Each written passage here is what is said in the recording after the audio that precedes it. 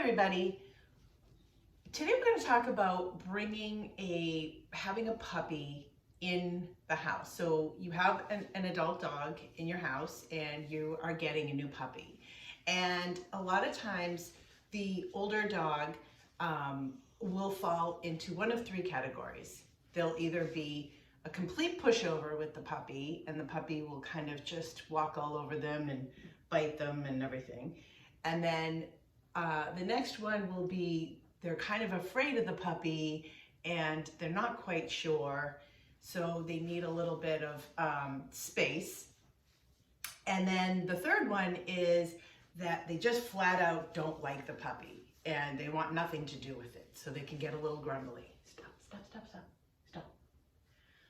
So as humans, we have to be the ones that make sure that nobody gets hurt. We don't want the puppy to get hurt because we don't want the adult dog disciplining the puppy, and we don't want the adult dog to get, bitten or whatever by the puppy by accident, because sometimes puppies can be a little extra, right?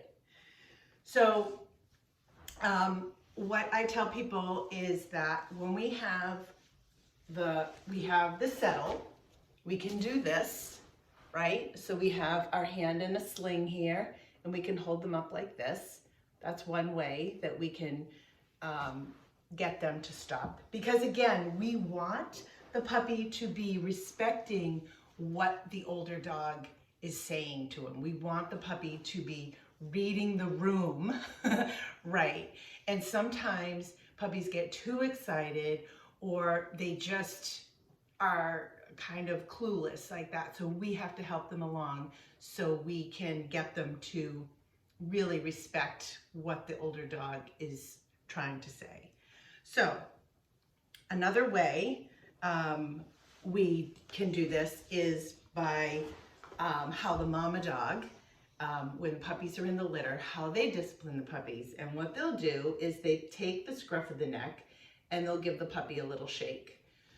So when I say this, I don't want to be lifting the puppy off of the ground or anything like that. It's really just a startle to get them to stop whatever behavior they're doing.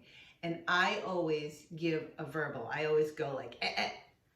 So when my puppy gets older, hello. When my puppy gets older, then all I have to do is say, eh, eh, and he will stop the behavior if he's being a little too much.